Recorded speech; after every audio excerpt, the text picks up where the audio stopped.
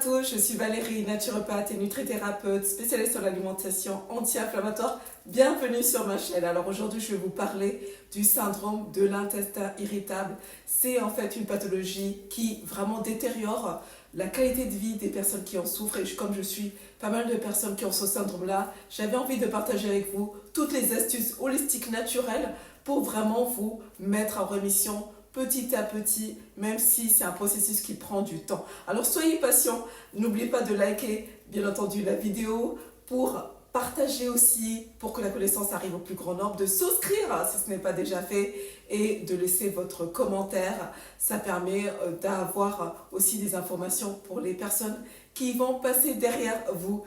Merci et je vous dis à tout de suite pour la suite de la vidéo. Soyez patients, restez jusqu'à la fin parce qu'il y a beaucoup d'informations.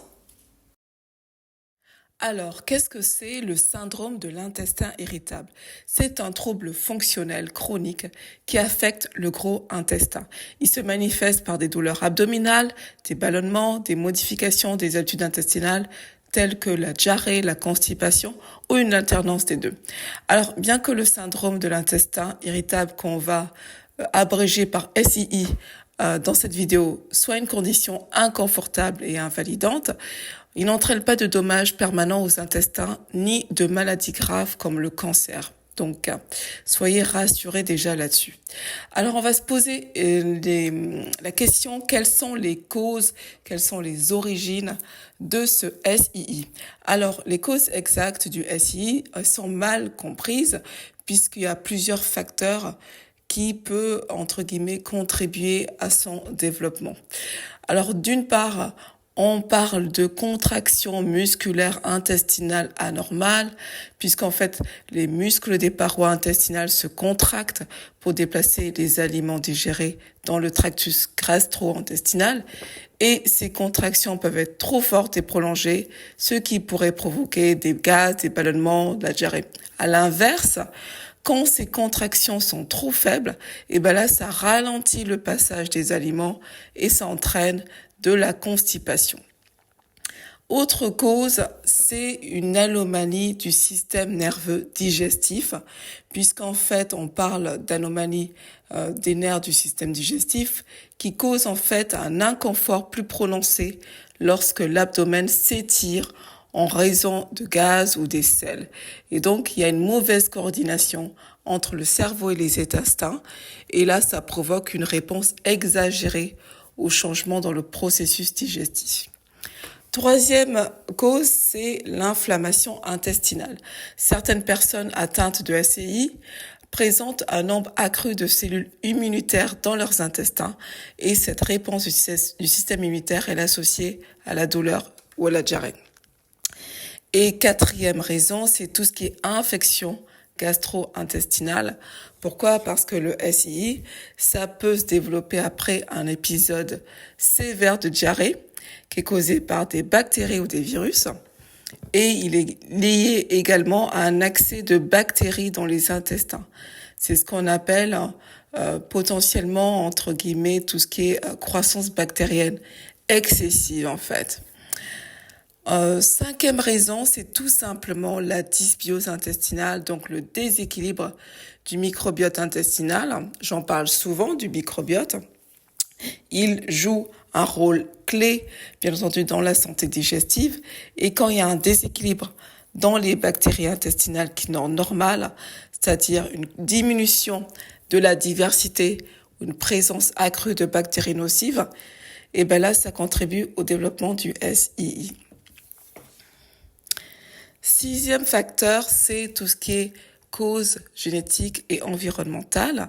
Le SII est plus fréquent chez les personnes qui ont des antécédents familiaux de troubles intestinaux.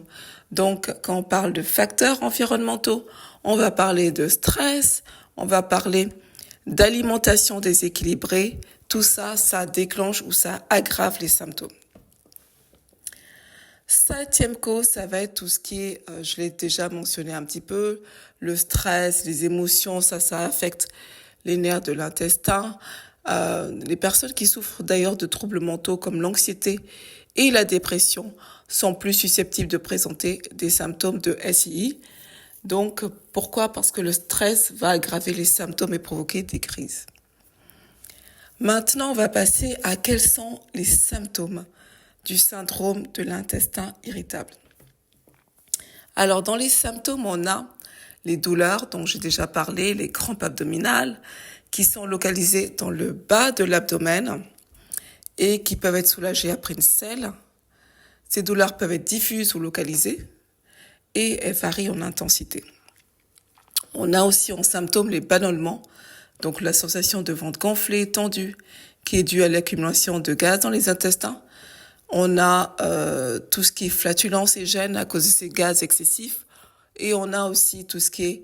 parce que le SII peut être soit accompagné de constipation, dans ce cas on parle de SII avec la constipation, soit avec la diarrhée, ou soit malheureusement avec une alternance des deux, dans ce qu'on appelle le SII mixte. Et puis, autre symptôme, on va aussi avoir les modifications de la fréquence et la consistance des selles, c'est-à-dire des selles, je l'ai dit, soit plus fréquentes, soit plus rares, et leur apparence aussi vont varier, soit avoir des selles molles, dures ou en morceaux, enfin bref. On voit bien que l'intestin est en souffrance, entre guillemets. Et puis après, on a la présence aussi de mucus clair ou blanc dans les selles, ce qui n'est pas généralement observé chez les personnes en bonne santé. Alors maintenant, je vais vous parler d'un régime alimentaire qui va grandement vous soulager si vous souffrez de syndrome de l'intestin irritable. Ça va être le régime FODMAP. Le régime FODMAP, c'est une approche diététique efficace pour gérer ce SII. Alors, ce sont des types de glucides à chaîne courte qui sont mal absorbés dans l'intestin grêle et qui peuvent fermenter dans le gros intestin. Et ça va provoquer des symptômes comme les ballonnements, les gaz et douleurs abdominales. Donc, le but de ce régime, ça va être, d'une part, sur 6 à 8 semaines, on va éviter tous les aliments qui sont riches en FODMAP pour réduire les symptômes. Donc là, ce qu'on appelle cette phase-là, c'est la phase stricte, mais qui est temporaire. Après, on va passer à une phase de réintroduction sur 6 à 8 semaines, où on va réintroduire progressivement les aliments riches en FODMAP, un à un, pour voir comment, en fait, on se sent et pour voir s'ils déclenchent les symptômes. Donc, chaque groupe d'aliments est réintroduit pendant 3 à 7 jours. Après, bien entendu, une observation attentive de vos symptômes. Et puis après, on a la phase de maintien où on va créer un régime alimentaire personnalisé basé sur vos tolérances individuelles qui sont identifiées pendant la phase de réintroduction. Donc, en fait, cette phase, elle vise à maintenir une alimentation variée tout en minimisant vos symptômes. Maintenant, on va se demander, dans les catégories de FODMAP, quels sont les aliments à éviter. Alors, je vous ai mis ce tableau-là qui est très, très bien détaillé. Vous allez éliminer déjà tout ce qui est fructane et galactane. Donc, tout ce qui est blé, oignon, ail. Attention, l'oignon, l'ail, c'est vraiment les pires en termes de ballonnement et tout. Donc, il faut vraiment les éviter. Puis après, éviter les légumineuses aussi. Vous allez éviter tous les produits laitiers contenant du lactose. Vous allez éviter tout ce qui est fructose. Donc, vous voyez la liste. Là, avec tout ce qui est, vous évitez la pomme, la poire, la mangue, la cerise, le miel, tout ça. Et vous évitez tout ce qui contient des polyols. Donc, tout ce qui est abricot, prune, avocat. Et les édulcorants artificiels aussi, bien entendu. Donc, pas de bonbons. Et puis, on va se focaliser sur, en fait, les aliments pauvres en FODMAP. Donc, en termes de fruits, vous allez pouvoir vous faire plaisir avec des bananes, des myrtilles, des fraises, du raisin, du kiwi, du citron, de la mandarine. En légumes, vous allez avoir les carottes, concombres, haricots, verts, aubergines, laitues, épinards et courgettes. En protéines, choisissez les viandes maigres, le poisson, les œufs, le tofu ferme si vous n'avez pas de problème d'hormones. En produits laitiers, ça va être les produits laitiers sans lactose, bien entendu. En graines, vous allez avoir le riz, l'avoine, le quinoa, le maïs et le sarrasin. Attention, le maïs peut être parfois inflammatoire, donc surveillez bien votre tolérance. Et en noix et graines, vous pouvez prendre des graines de chia qui contiennent beaucoup de fibres, donc ça va vous aider si vous êtes constipé. Des graines de lin, des noix de pécan, noix de macadamia. Et vous pouvez bien entendu à chaque fois rajouter un soupçon d'huile, privilégier les huiles d'olive, huile de coco ou le ghee, qui est le beurre clarifié indien. Et vous pouvez bien entendu agrémenter vos plats d'herbes, d'épices, mais toujours en évitant bien entendu l'ail et l'oignon. Maintenant, on va se poser la question en termes de compléments alimentaires. Qu'est-ce qui est recommandé pour le syndrome de l'intestin irritable, puisqu'on est dans l'approche holistique? Alors, ce syndrome-là, il va être géré efficacement par l'approche holistique, en y incluant le régime FoodMap dont je viens de vous parler, les techniques de gestion de stress. Là, je vous remets à vraiment celle qui vous convient le mieux, que ce soit yoga, tai chi, méditation, enfin voilà, respiration. Et l'utilisation de compléments alimentaires dont je viens vous parler. Alors d'une part, ça va être introduire des probiotiques. Pourquoi? Parce que les probiotiques, ce sont des micro-organismes qui sont vivants, quand ils sont administrés en quantité adéquate, va vraiment vous aider sur la sphère digestive. Et donc, ça va rééquilibrer la flore intestinale, réduire les symptômes de ballonnement, de gaz et de douleurs abdominales. Et puis, ça peut aussi permettre d'améliorer la consistance des selles et vos habitudes intestinales. Donc voilà, en probiotiques, vous prenez les classiques, Lactobacillus acidophilus, le Bifidobacterium infantus et le Saccharomyces boulardii, ça c'est les classiques. Et puis vous suivez les recommandations du produit tout simplement. En deuxième complément alimentaire qui va vous aider, ça va être les fibres. Pourquoi? Parce que tout ce qui est fibres se dissout dans l'eau et forme comme un gel visqueux dans l'intestin, ce qui va vraiment aider votre transit intestinal. Donc, ça va aider à améliorer la consistance des selles, ça va soulager aussi la constipation et surtout la constipation. Peut-être pas la diarrhée, c'est peut-être pas recommandé, mais en tout cas la constipation, ça va être pas mal. Alors, je vous recommande de prendre du psyllium, blond, qui est facilement, que vous pouvez trouver facilement en parapharmacie ou en pharmacie, tout simplement. Commencez par une faible dose et augmentez progressivement pour éviter les ballonnements et les gaz. Et en troisième complément alimentaire, qui va être vraiment intéressant pour soulager votre SI, ça va être la L-glutamine. La L-glutamine, c'est un acide aminé qui joue un rôle crucial dans la santé de la muqueuse intestinale. Pourquoi? Elle va favoriser la réparation et le maintien de la paroi intestinale. Elle va aider à réduire l'inflammation intestinale. Donc, habituellement, moi, je recommande de commencer par 5 grammes par jour. Vous avez, en général, une petite dosette. Prenez-le plutôt la glutamine en poudre. Et puis, en général, on vous met une petite dosette et c'est beaucoup plus facile, en fait, à prendre tous les jours. Et en quatrième complément alimentaire, vous avez le curcuma. Alors moi, j'adore et je recommande le curcuma à toutes les personnes qui ont de l'inflammation. Parce que le curcuma, c'est une épice magique qui contient de la curcumine.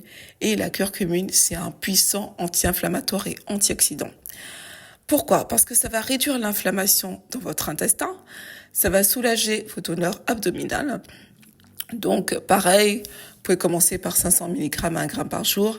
Et puis, vous voyez, en fait, comment vous vous sentez. Mais en général, le curcuma, ça marche très, très bien. Et en dernier lieu, au niveau de l'aromathérapie, l'huile essentielle de menthe poivrée est très intéressante. Pourquoi? Elle contient du menthol qui a des propriétés antispasmodiques. Et quand on a des douleurs abdominales et des crampes, ça va grandement les réduire. Ça va détendre les muscles lisses de l'intestin et ça va vraiment vous aider. Sixième complément alimentaire, ça va être tout ce qui est enzymes digestives. Alors pourquoi ce complément alimentaire? Parce que ça va aider à décomposer les aliments pour une meilleure absorption des nutriments. Alors les enzymes digestives, vous les trouvez aussi en complément alimentaire. Ça va aider à améliorer la digestion, réduire les ballonnements, réduire l'inconfort abdominal. Alors en termes d'enzymes digestifs, on trouve les classiques, l'amylase, la lipase, la protéase, lactase, pour les personnes qui sont intolérantes au lactose. Donc en général, il faut les prendre pendant les repas, hein. C'est ce qui est recommandé. Okay. En 7e complément alimentaire, ça va être le magnésium. C'est un minéral essentiel qui est impliqué dans de nombreuses fonctions corporelles, y compris la relaxation musculaire. Donc ça va vous aider à réguler le transit intestinal, à soulager la constipation qui est associée au syndrome de l'intestin irritable et à réduire en fait tout ce qui est crampes musculaires. Donc il y a 2 types de magnésium, il y a le magnésium citrate et glycinate. Donc le citrate de magnésium, il est connu pour son taux élevé d'absorption intestinale et le glycinate de magnésium, c'est une forme en fait chélatée qui permet une absorption optimale par le système digestif. Par contre, le magnésium glycinate, il n'a pas d'effet laxatif comme le citrate de magnésium. Donc après avoir, en fonction, si vous avez un syndrome de l'intestin irritable avec constipation, avoir peut-être prendre, favoriser l'un ou l'autre selon si vous avez plutôt de la diarrhée ou de la constipation. Alors voilà, vous l'avez compris, le syndrome de l'intestin irritable est un trouble complexe par les causes qui sont multiples et les symptômes qui sont variés. Alors j'espère que cette vidéo vous a été utile pour en fait avoir des techniques holistiques naturelles pour au fur et à mesure régresser au niveau de vos symptômes, soulager vos symptômes et bien entendu pourquoi pas vous mettre en rémission avec beaucoup de patience, de discipline. N'hésitez pas à me contacter, vous avez mes coordonnées, email, le groupe, j'anime aussi un groupe Facebook. Si vous souhaitez joindre mon groupe Facebook, avec grand plaisir, vous pouvez aussi me joindre par Messenger pour prendre rendez-vous pour une consultation en visio, par WhatsApp ou par Google Meet, comme je le fais habituellement, pour vous faire suivre en naturopathie. Prenez bien soin de vous et je vous dis à très bientôt pour une autre vidéo. N'oubliez pas de liker, de partager et de souscrire. À bientôt.